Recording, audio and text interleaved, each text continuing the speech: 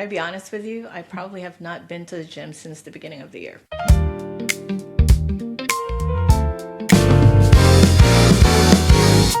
Everybody, and welcome to the Me First podcast, season 2, episode 7. It's been a very long time.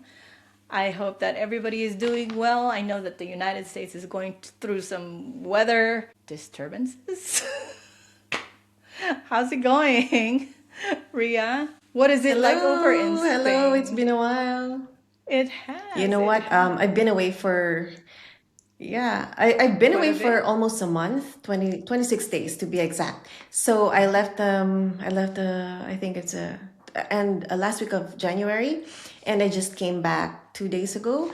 And all the time that I was away, it was raining hard and a lot of winds here in Costa del Sol, and That's that never happens. That's what they were saying. So it was crazy. So I just came back at the right time, enjoying the sun. So it's that's nice now. perfect. Well, you know what's funny Crazy, because huh?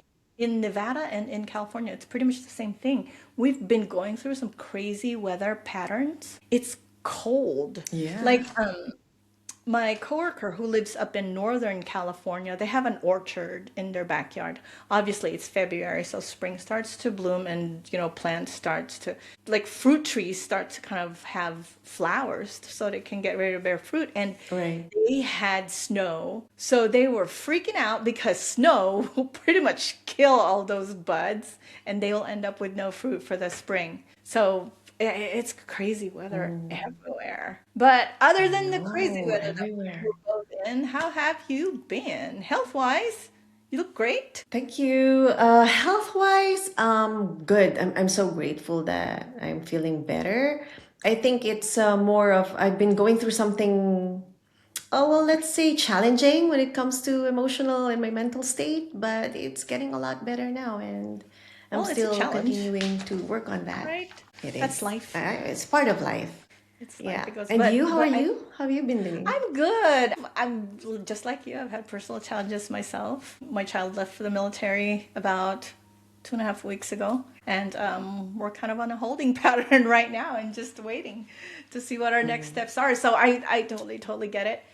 Matter of fact, it's funny you say that. It's one of our future episodes. We're going to be talking about that because I feel like it's one of the things that's probably common among women our age. But that Mm-hmm. said, today we are actually going to be talking about something I think that could be relatable to almost everybody, and that is loving your body again. So I want to know your thoughts. For a while, I think last year on season 1, you and I were talking about your body changing and you realizing that you need to shop. How are you on that one? I'll share mine, but how are you on that one? How do you feel? Do you think you're ready to love your body again? Yes. Well, I've been, yeah, for a while now. I've accepted the changes that, of course, happened, and it's out of my control, but I do my best. So, just to share, mine was, of course, belly fat and weight gain. So, those are the things that I went through during perimenopause. But the good thing is, I was able to pivot from that because I think one of the things that made it worse for me, it affected my energy as well. For example, I've been doing fasting for a long time, and for a lot of women this works for them, and it has worked for me before. So I thought it was still working, but suddenly in perimenopause it doesn't work. It was doing the opposite actually, because in perimenopause, with the shifting estrogen and progesterone levels, your body is actually going through a lot of just dealing with all of those fluctuations. We're already expending a lot of energy, and it's actually quite stressful to our bodies. And when you do fasting, you're putting more stress into your body, and the cortisol goes up, and that's why belly Intermittent fat. fasting, So right? when I stopped fasting, yes, intermittent. So I stopped fasting, especially before my period, I would say. It actually helped a lot. Along with other stuff, I did a lot of things. Pretty interesting. I don't get periods anymore. You guys know this. I had a hysterectomy Yeah. 6 years ago. That's really interesting. So do you still fast when you're not close to your period, or you just eliminated that altogether? No, I did. I just stopped fasting.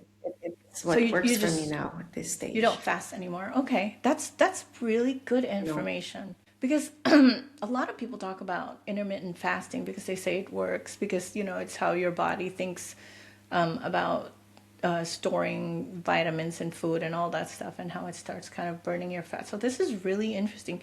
I'm going to be honest, this is probably new information for me.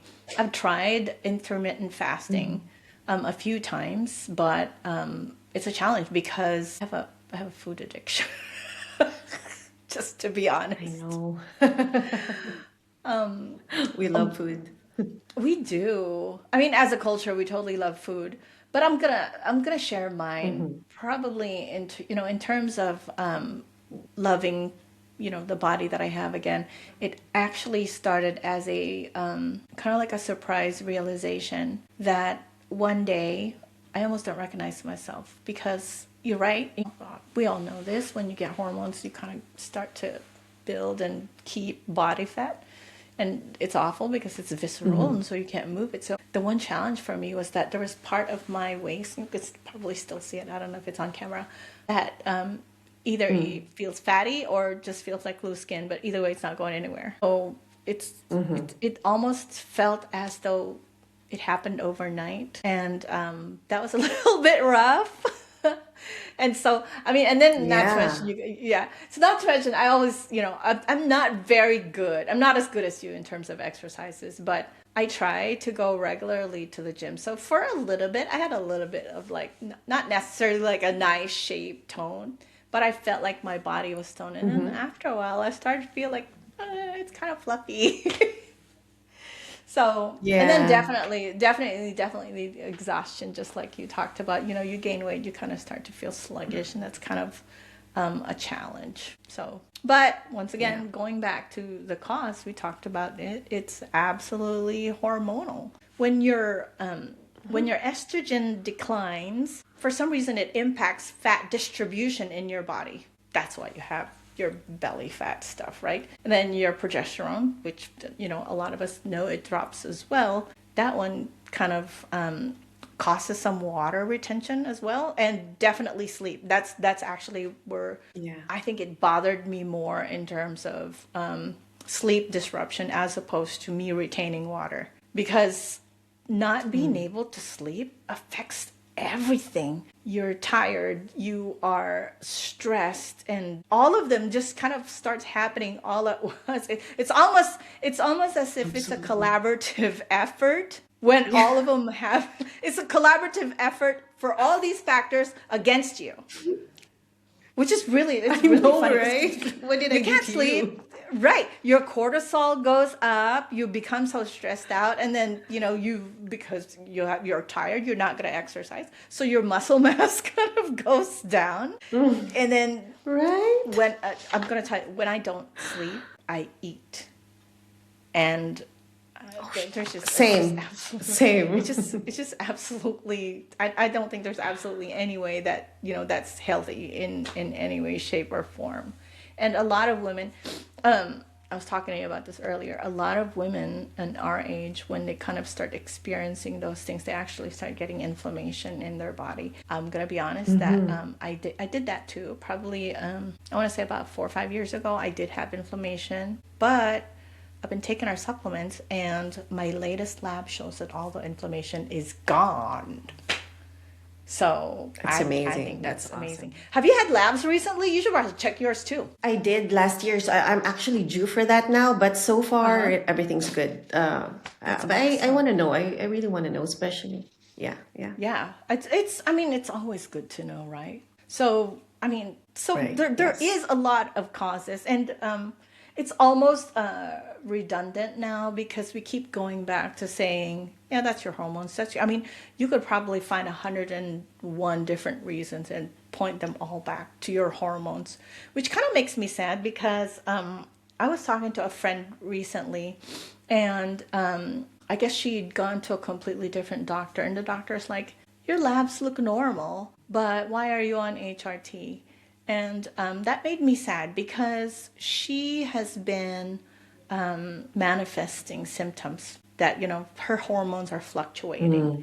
And it made me sad because I'm realizing that there's still a lot of doctors out there who are not prioritizing perimenopause and menopause. And I think it's due Yeah. time that everybody kind of starts getting educated with them, because they are not, and nobody really understands. And so that to me was kind of sad realization. So I told her, I said, hey, I hope you're not stopping on the HRT that you started, because it's really helping you kind of stabilize the fluctuations that's happening on your hormones while you're here until you cross the line into menopause. But let's talk solutions. Do you have any suggestions? What do you do? You're really good in exercise. I'm going to tell you that. Well, as I've said, I did a lot of things. The exercise, I'm so happy that I'm used to that. It's like one of the no, my normal everyday routine, like looks for that. So I have no problem with exercise, but I shift a lot of things for that's related to the physical body. So I switched to strength training and then walking. Like I tried to walk 7,000 steps. I think I've mentioned this Yeah. a few episodes ago. So, and then food, prioritized protein. And that's had a big impact with staying lean, and also reduce the bloating that I felt. Good, it's a good thing that our mind and motion actually has some digestive enzymes, because bloating is a big part. It has been my problem when I was having a lot of belly fat and bloating, they were together. So that's even I think I also experienced water retention that time, so it was everything together, and it was just so hard to handle. So, but I did a lot of changes. But you're right, like this is the problem. Everyone thinks I haven't changed anything in my diet, and I've been eating well. I always watch what I eat. And I haven't changed anything, and all of these things happened in my body, my mood, my belly fat, and everything. And that's where, like you mentioned, of course, we're going to run to our healthcare providers, our doctors, because we assume that they know that. Yeah. And I went to two doctors before that, and because I had to check, advocate for myself, and I had to do my own research. Okay, so this is not me becoming crazy and just becoming bloated all of a sudden. There is something that's happening in my body that needs more support, a different kind of support. So it took me through three doctors. The third doctor was the one who prescribed to me HRT, and along with a supplementation and eating more protein and switching to strength training and walking more, and also walking after meals, that helped me a lot. Creatine, it's really, we really, it sounds like a lot of Combination. work, but it is a lot of work, and that's what we need. Well, it is a lot of work, but think about it this way. It's an It investment that is. you are putting in your body today so that your body can Yeah. sustain the 60-year-old you, the 70-year-old you, the 80-year-old you. So, I mean, I Yeah, and don't, for you to feel better. yeah, so I don't see it as a price to pay. When you think about it, when you put Yeah, it that way, it's almost as if it's punitive, right? It's not. It's an investment for us. And you know what? it Just to is. piggyback on what you were talking about, I think we could probably benefit from shifting the mindset to I want to be stronger instead of I want to be skinnier. Yeah, I think a lot of us kind of very important. focus Yeah. on how we look, that we are forgetting that really it's more important that we feel strong. And to be honest, if you focus your Yeah. mindset towards being stronger, you're going to feel stronger, you're going to feel better, and you're going to feel more confident. And the shape will come with it. I totally think that. And I absolutely agree Exactly. with the protein. Protein is actually something that I Yeah. learned from you. I remember a Yeah. couple months ago, you and I were talking, and you said that you plan your meals around your protein. And I really love that. So I kind of learned how to do that now. And I'm starting to realize, I'm like, oh, shoot, I'm really not doing a great job kind of prioritizing my protein. And so I've started to, I'm like, okay, we're going to have chicken today. And what are we going to have with chicken? What are we going to have with the chicken? I also shifted to brown rice. The one Yeah. thing Yeah. though, yeah, the one thing that I think we all also need to learn is to kind of learn to regulate our stress, because the Oh, stress very levels, important. right? So the level of stress that we have has a significant and direct impact to our weight gain. So, if we are able to, you meditate. I don't meditate. I cannot because my brain Yes. keeps spinning. But if you're able to kind of find different ways and means to kind of regulate your stress, walking actually helps, and I'm okay to do that. If you're able to find different ways and means to regulate your stress, it definitely has a significant impact, and it's positive contribution towards you feeling more confident and you feeling better about your body. You did talk about supplements. I totally support the supplements. And we need to kind of change our mindset, and we need to start looking at ourselves as, I look different, but I look good. And I think we kind of need to start loving ourselves a little bit more, because I feel like a lot Yeah. of us have a tendency Not the to love. size. Yes, it's not that. Stop focusing on the size. Start focusing on, like a positive mindset, which I think is going to benefit us more in the long run. Because when you have a positive Absolutely. mindset, it kind of impacts your hormones too. And if you're doing a combination of all this, it's really a complete lifestyle change if you think about it. But once you start building all these habits and combining them together, kind of like I said earlier before, right? All of these negative sources, like your hormones dropping, your cortisol increasing, and all that stuff, if you think that they are collaborating to go against you, then you need also to match it with collaborative effort between exercise, mindset shifts, and supplements, so that they can go together and counteract. That's what I think Yeah. we Oh, all need to actually, do. yeah. I actually want to share this because I went home to the Philippines, right? And a very good friend of mine, she's 4 years older than me, so she's 48. And I remember starting her 40s, she used to be really, really small. And then in her 40s, she started to gain a lot of weight. Like she's small before. So, and then when I went home, she's so tiny. And I asked, "What have you been doing?" And she said she's been taking GLP-1, but it's a different hold on, let me just see my notes. Is it Munjaro? I don't know, but Manjaro it's is highly tirzepatide. regular. Yeah, Mounjaro. Uh-huh. Yeah. Yeah. I don't know these things, but she's so tiny. But and I told her that it is a hormone, GLP-1, right? Yeah, it is. So she said that she doesn't eat. Like there's no food noise at all. If no one reminds her about food, that she won't think about it. And I said, yeah, a lot of women really, especially in midlife, it's hard. Even if we tell ourselves to we should focus on being strong instead of skinny. But it probably depends on the society or the environment that you're in. There are more pressure in her community to look smaller. I respect that. It's her prerogative. So yeah, she is tiny, but I just told her that I think the only problem with that is you don't eat, and in midlife we are losing muscles faster than any phase of life. So if you don't eat, you lose your muscles. And then by the time that, of course, you can't be on GLP-1 forever and you stop it, it's not going to work long term. GLP-1 is good, but you have to be disciplined and do the work while you are on it so that when you go off of it, you're still gonna have muscles, better metabolism, insulin resistance, Yeah. So So, I just actually think that it's a good, yeah. in speaking with GLP-1s, believe it or not, I research GLP-1s quite a bit because I want to be Yeah. on it. Here's the thing with GLP-1s. I'm not against Yeah. it.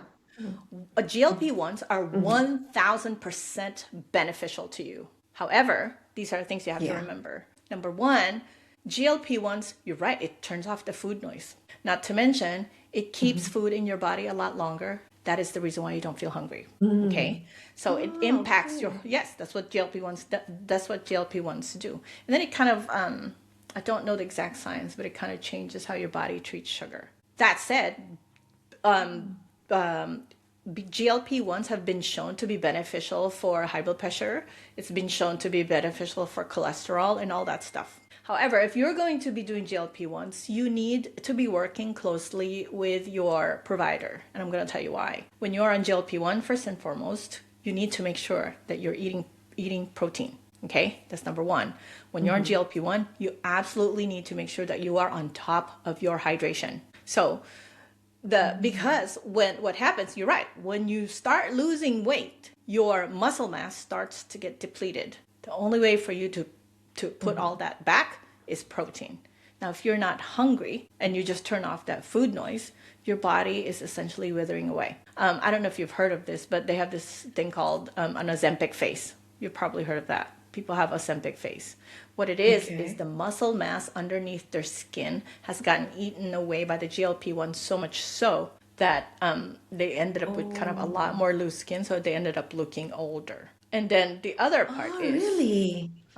yeah, you should Google Ozempic face. Now, the other thing is, we need to stay hydrated because when you're on a GLP-1, it affects your digestion, believe it or not. And so you don't go to the bathroom as often. What people tend to forget is when you're in GLP-1, you're a lot more dehydrated. You want to know why? It's because the hydration that your body is getting is not just coming from the liquids that you ingest. It's also coming from the food that you eat. And if you're not eating, you need to drink more.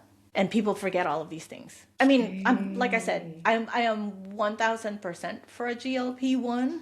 However, I think you need to be working closely with medical providers so that you are being monitored, because sudden weight loss is not good. So just remember that.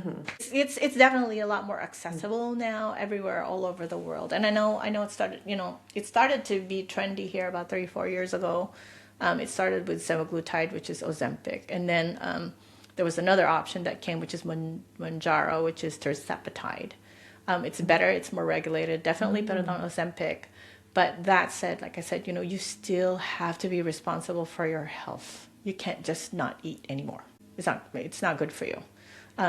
It's also bad for your stomach, not to mention, So those are things that we have to be cognizant about. I mean, especially for us women in our age, when we are kind of desperate to want to just lose whatever it is that we gained in perimenopause and menopause. I mean, I'm one of them. I love instant gratification, right? But it's okay. If you want, you can do that. 1000% support you, but you have to be responsible for your health when you do GLP-1s. You need to make sure that you're eating. You need to make sure that you have protein. Even if you're eating 5 small meals a day, just don't skip it. Because when you're on a GLP-1, even though you're not hungry and the food noise is not there, you can still feel your body's hunger. You'll still feel it. And you still know that you should probably eat. You still know that you should probably eat. So, all of these things. All of you women on GLP-1, I support you, but please make sure you're hydrated and make sure you're eating. It doesn't matter if it's a small volume. Make sure you're eating and make sure you have protein. Just please do that. Interesting. So that you don't. And also the sudden weight loss is going to make you look old. You don't want to lose weight so quickly. You want to lose weight little by little so that the elasticity of your skin kind of remains. Yep. Okay. Anyways. Wow, good tips, huh? Yeah, absolutely. We're coming up to a close. What is your Me First promise this coming week? Well, for me, now that I'm back here, I'm going to get back to working out, first of all. I missed that. And then, I think I'm just, because going on vacation, you get off track, right? So my Me First movement is to just get my body to my usual routine right now. And that's it for this time. And you? Can I be honest with you? I probably have not been to the gym since the beginning of the year. Yeah, I haven't. Oh, a lot has been happening. I have not exercised. Yeah, you moved. Oh my gosh. I moved. Dude, probably since the holidays. I want to say I haven't exercised at all since the holidays. And I'm going to be lying if I tell you that my Me First promise is to make an effort to go back to the gym. So instead, I'm going to go with a little bit more realistic, where I will do better in learning to regulate my stress. Maybe proactively handle Yes, very important. The nervous system. Oh, me too. Yeah. That's going to be like my forever Me First movement. Yeah, I can think about going and exercising later on, but right now I think the more manageable thing for me is finding a way to regulate my stress. Like I said, I don't meditate, It's very but there's something. I'll do something. I don't know what. We'll go for walks, go for drives. I do love driving, so, and I have several weeks of work coming up, so that's what I'm gonna do. I have a week coming up in Monterey, and it's a beautiful, beautiful place, and I've never been there, so hopefully that helps kind of calm Good. things down. Anyways, we are up towards the end of today's episode. Remember, your body is not a before picture. It carried stress, it carried children, careers, grief, responsibilities. Well, right now we're responsible for our parents now. We're the sandwich generations. It carried a lot of expectations throughout your life. So give it a break and love it. Be part of the Me First movement. Like, follow, share this video, subscribe, and follow at the Awendra on all the socials. And we also now have Awendra Health. We started on TikTok. It's going to have a whole bunch of videos that contains free menopause coaching. Remember, I'm a certified menopause coach, so I'm going to be there sharing videos for you guys for free because I kind of realize menopause coaching is a luxury. Not everybody gets to have the financial means to be able to pay for coaching. So we're going to try to get that all to you for free. Subscribe to the Me First podcast because this is where we put ourselves first without guilt, because if we don't, who will? Until next episode, everybody, please have a wonderful, wonderful week, and we'll see you next time.